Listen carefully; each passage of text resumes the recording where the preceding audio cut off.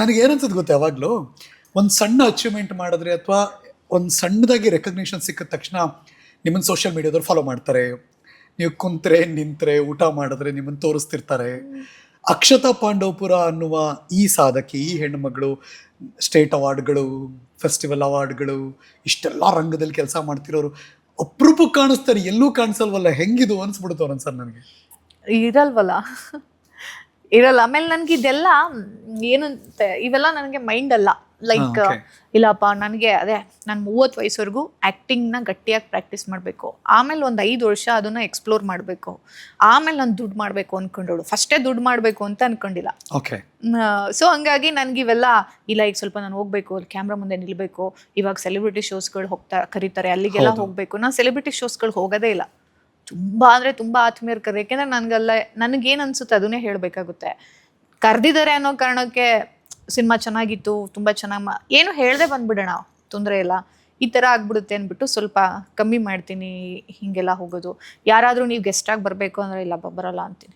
ಬರಲ್ಲ ಅಂತ ಇಲ್ಲ, ನಂಗೆ ಗೆಸ್ಟಾಗಿ ಹೋಗಲ್ಲ, ಟೇಪ್ ಕಟಿಂಗ್ಸ್ಗೆ ಹೋಗಲ್ಲ ಮೇಡಮ್, ನನ್ನ ಜೊತೆ ಪೇಯ್ಡ್ ಪ್ರಮೋಷನ್ಗೆ ಮಾಡಿ ಅಂದರೆ ಮಾಡಲ್ಲ.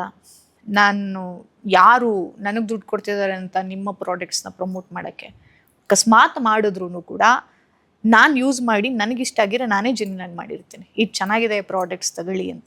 ನೀವು ಕಾಸು ಕೊಡೋದು ಬೇಕಾಗಿಲ್ಲ, ಕಾಸು ಕೊಡೋದೇನು ಬೇಕಾಗಿಲ್ಲ. ಅವ್ರು ಆಮೇಲೆ ಕೆಲವ್ರು ಈಗ ಅಕ್ಷತಾ ಕಿಚನ್ ಶುರು, ಅದನ್ನ ನಾನು ಪರ್ಸ್ನಲ್ ಆಗಿ ಮಾಡ್ತಿಲ್ಲ. ಅಕ್ಷತಾ ಕಿಚನ್ ಶುರು ಆದಮೇಲೆ ಕೆಲವೊಬ್ರು ನಮ್ಮ ಆ ಪ್ರಾಡಕ್ಟ್ಸ್ನು ಕೂಡ ನಾನು ಮೊದಲು ತಂದು ಯೂಸ್ ಮಾಡಿ ಆಮೇಲೆ ಇಷ್ಟ ಆದರೆ ಮಾಡ್ತೀನಿ. ನೀವು ಹೆಂಗೆ ಗೊತ್ತಾ, ನಮ್ಮ ಚಾನಲ್ ಒಂದು ಸಬ್ ಕ್ಯಾಪ್ಷನ್ ಕೊಟ್ಟಿದ್ದೀನಿ ನಾನು, ಓದಿ. ನೋಡಿದೆ ಆಗ್ಲೇ ಬರ್ತಿದ್ದಂಗೆ, ಇದ್ದಂಗೆ. ನೀವು ಅದಕ್ಕೆ ಸರಿಯಾಗಿದ್ದೀರಾ ಆ್ಯಕ್ಚುಲಿ. ಬಿಕಾಸ್ ನಿಮ್ಗೇನೋ ಅಂದರೆ ನೀವು ಒಂಥರ ಹೆಂಗೆ ಗೊತ್ತಾ, ಗುರು ಏನಿದೆ ಅದು ಹೇಳ್ಬಿಟ್ಟು ಸುಮ್ಮನಿರ್ತೀನಿ ನಾನು, ನನಗೆ ಅನ್ಸಿದ್ದನ್ನು ಹೇಳ್ತೀನಿ ಅನ್ನೋ ಹೆಣ್ಮಗಳು ನೀವು. ಭಾಳ ಅಪರೂಪದ ಕ್ಯಾರೆಕ್ಟ್ರು ಅಕ್ಷತ್ ಅವರೇ ಇದು.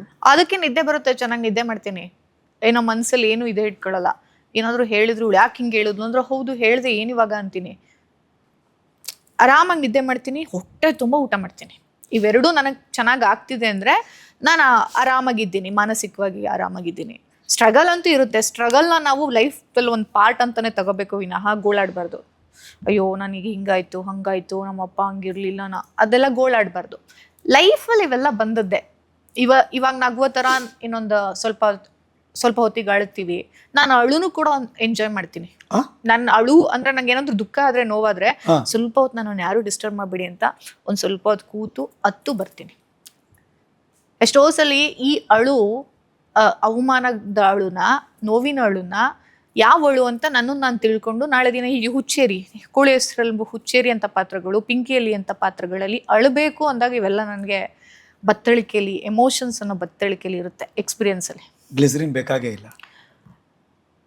ಏನಾಗುತ್ತೆ ಅಂದರೆ ಕೆಲವೊಂದೆಲ್ಲ ಟೈಟ್ ಸೀನ್, ಇದು ಕಲಾತ್ಮಕ ಮೂವಿಗಳಾಗಿರೋದ್ರಿಂದ ಮತ್ತು ಸಿಂಕ್ ಸೌಂಡೇ ಆಗಿರೋದ್ರಿಂದ ನಾನು ಡೈರೆಕ್ಟರ್ ಮತ್ತು ಕ್ಯಾಮ್ರಾಮನ್ಗೆ ಹೇಳಿರ್ತೀನಿ, ಈ ಥರದ್ದೆಲ್ಲ ಒಂದೊಂದೇ ಟೇಕಲ್ಲಿ ತಗೊಳ್ಳೋಣ ಪ್ಲೀಸ್. ಅಂದರೆ ಆ್ಯಕ್ಟ್ರ್ ಪಾಯಿಂಟ್ ಆಫ್ ವ್ಯೂಯಿಂದ ಒಂದು ಟೇಕ್ ನೋಡಿ, ನೀವು ಟೆಕ್ನಿಕಲ್ ಸ್ವಲ್ಪ ಈಗಲೇ ಎಲ್ಲ ರೆಡಿ ಮಾಡ್ಕೊಂಬಿಡಿ ಅಂತ. ತುಂಬ ಟೈಟ್ ಸೀನ್ಸ್ ಇದ್ದಾಗ ಆ ಒಂದು ಟೇಕಿಗೆ ನಾವು ಬೇರೆ ಥರದ ಪ್ರಿಪ್ರೇಷನ್ ಇರುತ್ತೆ. ಡೈರೆಕ್ಟರ್ಗಳು ಅರ್ಥ ಮಾಡ್ಕೊಳ್ತಾರೆ, ಹೌದು ಇದನ್ನು ಹೀಗೆ ಮಾಡೋಣ ಅಂತ. ಆವಾಗ ನಾನು ಗ್ಲಿಸರಿನೆಲ್ಲ ಹಾಕಲ್ಲ, ಆ ಟೈಮೆಲ್ಲ ಹಾಕಲ್ಲ. ಅಕಸ್ಮಾತ್ ಅದು ಟೆಕ್ನಿಕಲಿ 1, 2, 3ನೇ ಟೇಕಿಗೆ ಹೋಗ್ಬಿಟ್ರೆ, ಟೆಕ್ನಿಕಲಿ ಆಗ್ಬೋದು, ನಾನೇ ಚೆನ್ನಾಗಿ ಮಾಡಿಲ್ಲ ಇನ್ನೊಂದು ತಗೊಳ್ಳೋಣ ಅಂತ ಅನ್ನಾದರೂ ಆಗ್ಬೋದು, ನಾನೇ ಟೇಕ್ ಕೇಳಿದಾಗಲೂ ನಾನು ಗ್ಲಿಸರಿನ್ ಕೇಳಲ್ಲ. ಅದು ಏನೋ ಸ್ವಲ್ಪ ಟೆಕ್ನಿಕಲ್ ಫಾಲ್ಟ್ ಆಯಿತು ಅಂದರೆ 1-2 ಸಲ ಗ್ಲಿಸರಿನ್ ಹಾಕಿದ್ದೀನಿ ಅಷ್ಟೇ ಇವತ್ತರೆಗೂ. ಗ್ಲಿಸರಿನ್ ಮೇಲೆ ನನಗಂತ ನಂಬಿಕೆ ಇಲ್ಲ. ಸಾಮಾನ್ಯವಾಗಿ ಇರೋ ಮನಸ್ಥಿತಿ ಹೇಗೆ ಅಂದರೆ, ಬರೀ ಇನ್ನೊಬ್ರು ಮೆಚ್ಚಕ್ಕೆ ಮಾತಾಡ್ತೀವಿ, ಪ್ಲೀಸ್ ಮಾಡೋಕ್ಕೆ ಇರ್ತೀವಿ, ಅಥವಾ ಅವ್ರಿಗೆ ನೋವಾಗ್ಬಿಡುತ್ತಲ್ಲ ಅಂತಲೇ ಎಷ್ಟೊಂದೊಂದು ತಡೆ ಹಿಡಿದ್ಬಿಡ್ತೀವಿ.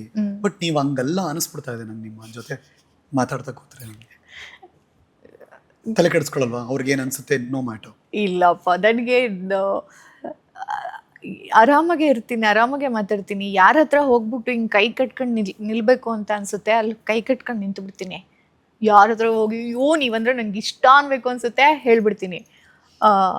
ಬಟ್ ಏನಾಗುತ್ತೆ ಅಂದರೆ, ಈಗ ಫಿಲಿಮ್ ಫೇರ್ ಅವಾರ್ಡ್ ಬಂತಲ್ಲ, ಅಲ್ಲಿ ನಾನು ಕನ್ನಡದಲ್ಲೇ ಮಾತಾಡಿದ್ದು. ಹೌದು.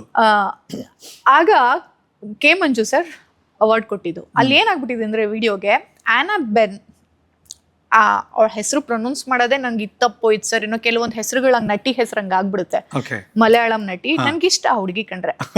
ನಾನು ಏನ್ ಮಾಡಿದ್ದೀನಿ, ಎಲ್ಲ ಆದ್ಮೇಲೆ ಥ್ಯಾಂಕ್ ಯು ಮಂಜು ಸರ್ ಅಂದ್ಬಿಟ್ಟು, ಆ್ಯಂಡ್ ಥ್ಯಾಂಕ್ ಯು, ನೀವಂದ್ರೆ ನಂಗೆ ಇಷ್ಟ ಅಂದಿದ್ದೆ, ಮಂಜು ಸರಿಗೆ ಇಷ್ಟ ಅಂತ ಅನ್ಸ್ಬಿಟ್ಟಿದೆ. ಓ ಹಂಗೆ ಹೇಳ್ಬಿಟ್ಟು ಇವ್ರಿಗೆ ಹೇಳಿದ್ದಕ್ಕೆ first thank you Manju sir ಅಂತ ಹೇಳ್ಬಿಟ್ಟು ನಾನ್ ಬಗ್ಬಿಟ್ಟು ಥ್ಯಾಂಕ್ ಯು, ನನ್ನ ಹೆಸರು ಹೇಳೋಣ ಅನ್ಕೊಂಡೆ, ಇಲ್ಲ ಪ್ರೊನೌನ್ಸಿಯೇಷನ್ ಆ ಕಡೆ ಈ ಕಡೆ ಆಗ್ಬಿಟ್ಟು ಮೊದಲೇ ನಾನು ಇದು ವಿಷಯದಲ್ಲೆಲ್ಲ ತಪ್ಪು ಮಾಡ್ತಾ ಇರ್ತೀನಿ. ಹೆಸರಲ್ಲಿ ಆ್ಯನಾಬೆನ್ನೇನಾ ಅಥವಾ ಏನೋ ಗೊತ್ತಿಲ್ಲ ಇವಾಗ್ಲೂ. ಥ್ಯಾಂಕ್ ಯು, ನೀವಂದ್ರೆ ನನ್ಗೆ ಇಷ್ಟ ಅಂದಿದ್ದು, ಯಾಕೆ ಅಕ್ಷತಾ ಮಂಜು ಸರ್ನ ಇಷ್ಟ ಅಂತ ಬಂದೆ, ಅವಾಗ ಏನ್ ಅನ್ಕೊಳ್ಳಲ್ಲ ಅಂತ ಎಲ್ಲ ಕೇಳ್ತಿದ್ದಾರೆ. ನನಗೆ ಗೊತ್ತಿಲ್ಲ ವಿಡಿಯೋ, ಅಂಕಿತಾ ಕೂಡ ಕೇಳ್ತಿದ್ದಾರೆ, ಪ್ರಿಯಾ ಅಂತೂ ನೋಡು ವಿಡಿಯೋ ನೋಡು ಹಂಗೆ ಅನ್ಸೋದು. ಹಂಗಂದಾಗ ಮಂಜು ಸರ್ ಬೇರೆ ಹಿಂಗ ಅನ್ಬಿಟ್ಟಿದ್ದಾರೆ. ನೋಡು ಇನ್ನು ಒಬ್ಬ ಪ್ರೊಡ್ಯೂಸರ್ನ ಒಬ್ಳು ಆಕ್ಟರ್ ಹೋಗ್ಬಿಟ್ಟು ನೀನಂದ್ರೆ ನಂಗೆ ಇಷ್ಟ ಅಂತ ಸ್ಟೇಜ್ ಮೇಲೆ ಹೇಳೋದು ಅಂತ. ಹಿಂಗಾಗಿದೆ ಅಂದ್ರೆ ನಾನು ಹೇಳಿಲ್ಲ ಮಂಜು ಸರ್ಗೆ, ಆಯ್ತಾ. ಈ ಯಾವ ತರ ಅಂದ್ರೆ ಕೆಲವೊಂದ್ಸಲ ಈ ತರ ತಪ್ಕೊಳಾಗ್ಬಿಡುತ್ತೆ. ಕ್ಯಾಮ್ರಾಗೆಲ್ಲ ನಂಗೆ ಹೆಂಗ್ ಇವೆಲ್ಲ ಗೊತ್ತಾಗಲ್ಲ. ಸ್ಟೇಜ್ ಮೇಲೆ ಇದು ಕ್ಯಾಮ್ರಾದಲ್ಲಿ ಹಿಂಗ್ ಕಾಣಿಸ್ಬೋದು ಅನ್ನೋದೆಲ್ಲ ಕೆಲವ್ರ ಗಮನ ಇರುತ್ತೆ. ಫಸ್ಟ್ ಗಮನ ಇರೋದೇ ನಾ ಏನ್ ಮಾತಾಡ್ಬೇಕು, ಹೆಂಗಿರ್ಬೇಕು, ಹಿಂಗ್ ಅನ್ಕೊಂಡು ನಾನು ಗೋ ವಿತ್ ಫ್ಲೋ ಅಂತ ಹೋಗ್ತೀನಿ ಈ ತರ ವಿಷಯದಲ್ಲಿ. ಇವೆಲ್ಲ ನನಗ್ ಬರಲ್ಲ. ಇವೆಲ್ಲ ಬರ್ದಿದಾಗ ನನ್ನ ಒಂದು ಮಾತುಗಾರಿಕೆ, ಬಿಹೇವಿಯರು ಬೇರೆಯವರಿಗೆ ಬೇರೆ ತರ ಕಾಣಿಸ್ಬೋದು. ಆದ್ರೆ ಬ್ರೇಕಿಂಗ್ ನ್ಯೂಸ್ ಅದೇ ಬೇರೆಯವ್ರಿಗೆ ಬೇರೆಯವ್ರ ತರ ಕಾಣಿಸ್ಬೋದು, ಆದ್ರೆ ನಾನು ಬೇರೆ ತರಾನೇ ಇರ್ತೀನಿ. ಅಕ್ಷತಾ ಯಾಕೆ ಹಿಂಗಂದ್ರು? ಹೌದು, ಏನ್ ನಡೀತಿದೆ? ಅಯ್ಯೋ ಎಷ್ಟೆಷ್ಟು ಕತೆ ಆಗ. ಅಯ್ಯೋ ನಾನು ನನ್ನ ಮೂಡಾಮಳೆ ಮತ್ತು ಶೈಲಾ ಫಿಲಿಮ್ಗ ಅಥವಾ ಯಾವ್ದಕ್ಕೋ ಹೋಗಿದಾಗ ಅಲ್ಲಿ ಮೀಡಿಯಾದವ್ರು ಕೇಳ್ತಾರೆ, ಬಿಗ್ ಬಾಸ್ ಶುರು ಆಗ್ತಿದೆ ಏನ್ ಅನ್ಸುತ್ತೆ ಅಂತೇನೋ ಕೇಳ್ತಾರೆ. ಇಲ್ಲ ನಾನು ಟಿವಿ ಯೂಶಲಿ ನಮ್ಮ ಮನೇಲಿ ಕೇಬಲ್ ಇಲ್ಲ, ಕೇಬಲ್ ಎಲ್ಲ ಹಾಕ್ಸಿಲ್ಲ, ಟಿವಿ ಇದೆ ಕೇಬಲ್ ಇಲ್ಲ ಅಂತ ಹೇಳಿದ್ನ ಏನ್ ಮಾಡ್ಬಿಟ್ಟಿದ್ದಾರೆ, ಅದು ಶಾರ್ಟ್ ಆಗೆಲ್ಲ ತಗೊಂಡು ಬಿಗ್ ಬಾಸ್ ಸ್ಪರ್ಧೆಯ ಮನೆಯಲ್ಲಿ ಟಿವಿಗೂ ಗತಿ ಇಲ್ಲ ಓಪನ್ ಮಾಡಿದ್ರೆ ಅದು ಅಕ್ಷತಾ ಪಂಡೋಪುರ.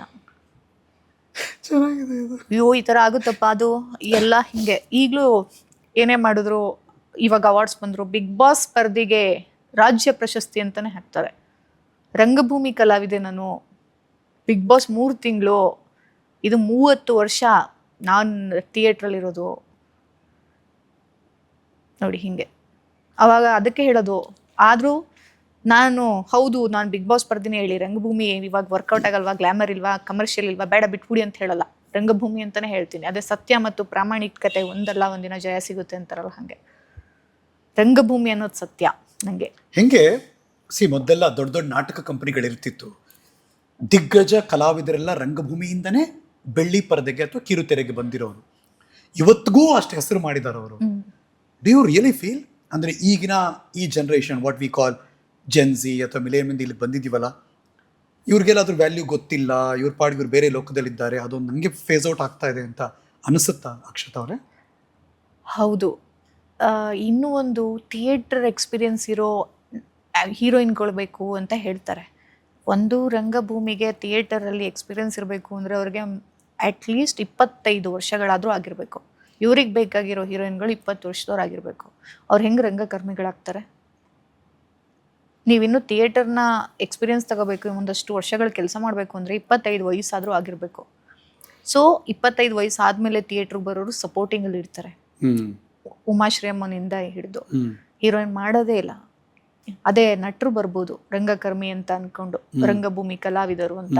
ಆದರೆ ನಟಿಯರಿಗೆ ಸ್ಪೆಷಲಿ ನಾವು ಹೀರೋಯಿನ್ ಆಗಬೇಕು ಅಂತ ಬಂದ ರಂಗಕರ್ಮಿಗಳಿಗೆ ಸಪೋರ್ಟಿಂಗ್ ಆಗಿರಿ. ಇವ್ರಿಗೆ ಹೀರೋಯಿನ್ ಅನ್ನೋದು ಬೇರೆನೆ. ಹೀರೋಯಿನ್ ಅನ್ನೋ ಮೆಟೀರಿಯಲ್ಸ್ನ ರಂಗಭೂಮಿಯಿಂದ ಹುಡ್ಕಲ್ಲ, ಸಪೋರ್ಟಿಂಗ್ ಆಗಿ ನೋಡ್ತಾರೆ. ಸೊ ಹೆಣ್ಣು ಮಕ್ಕಳಿಗೆ ಇಲ್ಲಿ ಎಲ್ಲ ಸಾರಾಸಟ್ಟಾಗಿ ರಂಗಭೂಮಿ ಈ ಕಲಾವಿದರ ಬಗ್ಗೆ ಹೇಳಲ್ಲ, ಸ್ಪೆಷಲಿ ಹೆಣ್ಣು ಮಕ್ಕಳಿಗೆ, ರಂಗಭೂಮಿಯಲ್ಲಿರುವಂತಹ ಹೆಣ್ಣು ಮಕ್ಕಳಿಗೆ ಇಂಡಸ್ಟ್ರಿಯಲ್ಲಿ ತುಂಬಾ ಕಷ್ಟ ಇದೆ. ಯಾಕೆಂದ್ರೆ ಅವರು ಇವಾಗ ಫಾರ್ ಎಕ್ಸಾಂಪಲ್ ಈಗ ಇಷ್ಟಗಾಮ್ಯದಲ್ಲಿ ನನಗೆ ಒಂದು ಪಾತ್ರ ಕೊಟ್ಟಿದ್ದಿದೆಯಲ್ಲ, ಅದೇನೂ ಕಾಣಿಸ್ಲಿಲ್ಲ, ಗೊತ್ತಾಗ್ಲಿಲ್ಲ, ಅದ್ರಲ್ಲಿ ನಾನು ಮಾಡಿದ್ದೀನಿ ಅನ್ನೋದು ಗೊತ್ತಿಲ್ಲ, ನಾನು ಏನು ಪ್ರಾಧಾನ್ಯತೆ ಇಲ್ವೇನೋ ಅಂತ ಅನ್ನಿಸ್ಬಿಡ್ತು. ಆದರೆ ಅದು ಎಂಥ ಗಟ್ಟಿ ಪಾತ್ರ ಅಂದರೆ, ನಾಗ್ತಿಹಳ್ಳಿ ಸರ್ ಕೂಡ ಇದನ್ನ ಎಲ್ಲ ಕಾಸ್ಟ್ ಆಗಿ ಶೂಟಿಂಗ್ ಹೋಗೋ ಟೈಮಲ್ಲಿ ನಾನು NST ಇಂದ ಬಂದಿದ್ದು, ಆ ಪಾತ್ರನ ಇಳ್ಕೆಲೆ ಮಾಡಿಸ್ಬಿಡೋಣ, ಪಾಂಡುಪುರದ ಹುಡುಗಿ ಗಟ್ಟಿಗಿತ್ತಿ ಮಾಡಿಬಿಡ್ತಾಳೆ. ಅದು ತೆಂಗಿನ ಮರ ಹತ್ತೋ ಕ್ಯಾರೆಕ್ಟರ್. ತೆಂಗಿನ ಮರ ಹತ್ತಕ್ಕೆ ಹೀರೋಯಿನ್ ಬರ್ತಾರ್ರಿ, ಇಲ್ಲಿ ಮೈ ತರ್ಚ್ಕೊಳ್ಳುತ್ತೆ, ಕೈ ತರ್ಚ್ಕೊಳ್ಳುತ್ತೆ, ಕಾಲ್ ಹಿಂಗ್ ಹತ್ಬೇಕು, ಇಲ್ಲ ಡೂಪ್ ಹಾಕ್ಬೇಕು, ಡೂಪ್ ಹಾಕ್ಬೇಕು. ನಾನು ಒಂದು ಡೂಪ್ ಮಾಡಲ್ಲ. ನನ್ನ ಧ್ವನಿಯಿಂದ ನನ್ನ Dubbing ನೀವೇ ಮಾಡ್ತೀರಿ? ಡಬ್ಬಿಂಗ್ ನಾನೇ ಮಾಡ್ತೀನಿ, ಅದಕ್ಕೆ ಬೇರೆ ಭಾಷೆಗೆ ಹೋಗಿಲ್ಲ. ಹಾ ಧ್ವನಿ ನಾನೇ ಕೊಡ್ಬೇಕು, ಓಕೆ ಡೂಪ್ ಹಾಕಲ್ಲ. ಹಾ ಎಷ್ಟೇ ಕಷ್ಟ ಆದ್ರೂ ಡೂಪ್ ಮಾಡಲ್ಲ. ಹಾ ಅದಕ್ಕೆ ಕಂಟೆಂಟ್ ಸಿನಿಮಾಗಳಲ್ಲಿ ಡೂಪ್ ಇರಲ್ಲ. ಅದು ನಿಜವಾದ ಸಿನಿಮಾಗಳು. ಅಗ್ರಿ. ಅಲ್ಲಿ ತೆಂಗಿನ ಮರ ಹತ್ತು, ಸರ್ ನಾನು ಮಾಡ್ತೀನಿ ಅಂತ ನಾನು 4 ದಿನ ಮುಂಚೆ ಹೋಗಿ ಅಲ್ಲಿ ಪ್ರಾಕ್ಟೀಸ್ ತಗೊಂಡು ಹತ್ತಿ, ಶೂಟಿಂಗ್ ಟೈಮಲ್ಲಿ ಈ ಕಡೆ ನದಿ ಈ ಕಡೆ ಬಯಲು, ತುಂಬಾ ದೊಡ್ಡ ತೆಂಗಿನ ಮರಕ್ಕೆ ಹತ್ತಬೇಕಾಗಿತ್ತು. ನಾವೆಲ್ಲ ಚಿಕ್ಕ ಮರದಲ್ಲಿ ಕಲಿತಿದ್ದೆ. ಓಕೆ ಇಲ್ಲಿ ಮಾಡ್ತೀಯ ಮಗು, ಡೂಪ್ ಹಾಕಿಸ್ತೀನಿ ಅಂತ ಹೇಳಿ ಸರ್ ತುಂಬಾ ಕೇರ್ ಮಾಡ್ತಿದ್ರು. ಮತ್ತೆ ಸಾಣ ರವಿಕುಮಾರ್ ಕ್ಯಾಮ್ರಾಮನ್ ಅವರು ತುಂಬಾ ಕೇರ್ ಮಾಡ್ತಾ ಇದ್ರು. ಇಲ್ಲ ಸರ್ ನಾನು ಮಾಡ್ತೀನಿ ಅಂತ. ಅದು ನಾವು ರಂಗಭೂಮಿಯವ್ರು ರಿಸ್ಕ್ ತಗೊಂತಾರೆ ಅಂತ ಹಿಂಗ್ ಕೊಟ್ಬಿಡ್ತಾರೆ. ಆದ್ರೆ ನಗ್ನಗ್ತಾ ಸ್ವಲ್ಪ ಇಷ್ಟೇ ಸ್ಮೈಲ್, ಇಷ್ಟೇ ಡಿಗ್ರಿ ಸ್ಮೈಲು, ಹಿಂಗೆ ಕಣ್ಣು ನೋಡ್ಬೇಕು ಅನ್ನೋರ್ನ ಹೀರೋಯಿನ್ ಮಾಡ್ತಾರೆ. ಅಯ್ಯೋ ಇಷ್ಟು 10 ವರ್ಷ ಆಯ್ತು ಇಂಡಸ್ಟ್ರಿಗೆ ಬಂದು, 10 ವರ್ಷದಲ್ಲಿ 10 ಸಿನಿಮಾ ಮಾಡಿಲ್ಲ. ಸಖತ್ತಾಗಿ ಅರ್ಥ ಮಾಡ್ಕೊಂಡ್ಬಿಟ್ಟಿದ್ದೀರಲ್ಲ ನೀವು ಸಿನಿಮಾ ಇಂಡಸ್ಟ್ರಿನ. ಅಯ್ಯೋ ಒಂದೋ ಎರಡೋ ಎಕ್ಸ್ಪೀರಿಯನ್ಸ್ಗಳು ಹೇಳ್ತೀವಿ ಸುಮ್ಮನೆ. ಅದನ್ನೆಲ್ಲ ಹೇಳಿ ಅದ್ರ ಬಗ್ಗೆ ಗಮನ ಹರಿಸೋದಕ್ಕಿಂತ ನಮ್ಮ ಕೆಲಸಗಳು ನಾವು ಮಾಡ್ಕೊಂಡು ಹೋಗ್ತಾ ಇರೋದು ಒಳ್ಳೇದು. ಆರ್ ಯು ಎ ಟಾಮ್ ಬಾಯ್? ಒಂಥರ ಕೈಂಡ್ ಆಫ್ ಹಂಗೆ ಒಂಥರ ಹೆಂಗೆ ಅಂದರೆ ಅದು ನಮ್ಮ ಫ್ಯಾಮಿಲಿ ಬ್ಯಾಕ್ಗ್ರೌಂಡ್ ನನ್ನನ್ನು ಹಿಂಗೆ ಮಾಡಿದ್ದು. ನಮ್ಮ ಫ್ಯಾಮಿಲಿನಲ್ಲಿ ಗಂಡು ದಿಕ್ಕಿಲ್ಲದ ಕುಟುಂಬ ಅಂತ ಎಲ್ಲ ಹೇಳಿ ಗಂಡು ಮಕ್ಳು ಕಮ್ಮಿ. ಓಕೆ. ನಮ್ಮಪ್ಪ ಬೇಗ ತೀರ್ಕೊಂಡ್ರು. ಅದಾದ್ಮೇಲೆ ನಮ್ಮ ಅಮ್ಮಂಗೆ ನಾವಿಬ್ರು ಹೆಣ್ಮಕ್ಳು, ನಮ್ಮಿಬ್ರಿಗೆ 3 ಜನ ಹೆಣ್ಮಕ್ಳು. ಓ.